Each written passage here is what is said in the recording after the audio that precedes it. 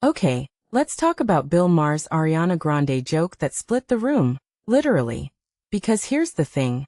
When a comedian makes a joke about a pop star's body, it's never just a joke. It's a cultural Rorschach test. And the reactions?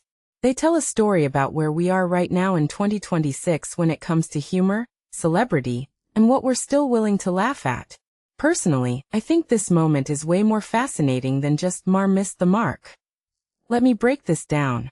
So Maher's first Ariana joke, linking her music video visuals to UFO reports, landed like a SpaceX launch. The audience erupted. And honestly, I get it. It's a clever, self-aware jab at the surrealism of pop star aesthetics. But here's the twist. What makes this funny now is that Grande's videos have leaned into that alien vibe recently. The joke worked because it's not random, it's tapping into a real, visible shift in her art. But then he doubled down with the maybe that joke will make her eat something line. And the room froze. Why? Because suddenly the target wasn't her art, it was her body. And that's where the line shifts. Let's dissect this. Why did one joke kill and the other bomb? The first was playful commentary on spectacle culture. The second? It weaponized concern trolling. And that's where Maher misread the room. Because here's the thing. Audiences in 2026 are hypersensitive to jokes that punch down at women's bodies, especially after a decade of toxic body shaming in pop culture. We've collectively had this moment of wait. Why are we still making these jokes? A detail I find fascinating is how quickly the audience groaned. This wasn't a slow burn. It was instant pushback.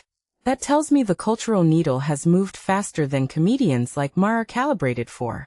But hold on. Should we even expect comedians to self-censor? In my opinion, that's the deeper question here. Maher's brand has always been, I'll offend everyone equally, which works until it doesn't. The problem isn't that he made the joke, it's that he didn't realize the world has changed. Remember when roasts were edgy? Now we're in an era where calling out body shaming isn't censorship, it's accountability. And this raises a paradox. Can a comedian survive if their material becomes culturally obsolete?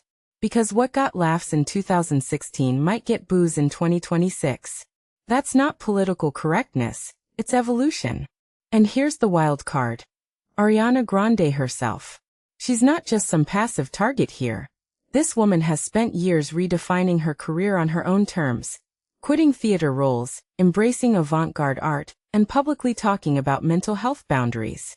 So when Maher jokes about her weight, he's not just poking at a body.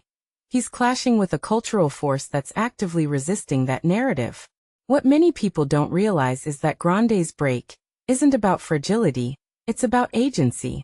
Her refusal to engage with that conversation is its own statement. Now let's pivot to the Rand Paul segment, because that's where Maher's hypocrisy radar actually works.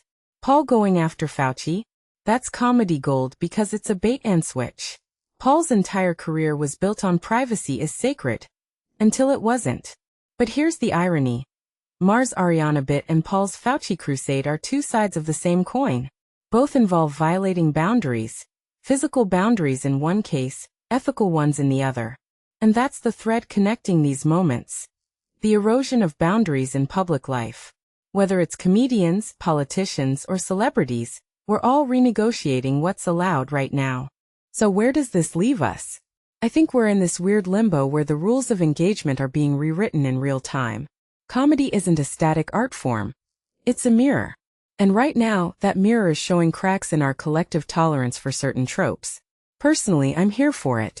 Because if the cost of progress is a few comedians missing their old punchlines, that's a small price to pay for a culture that's finally asking, why did we laugh at that in the first place? Now I want to hear from you. Where do you draw the line between a joke and a groan?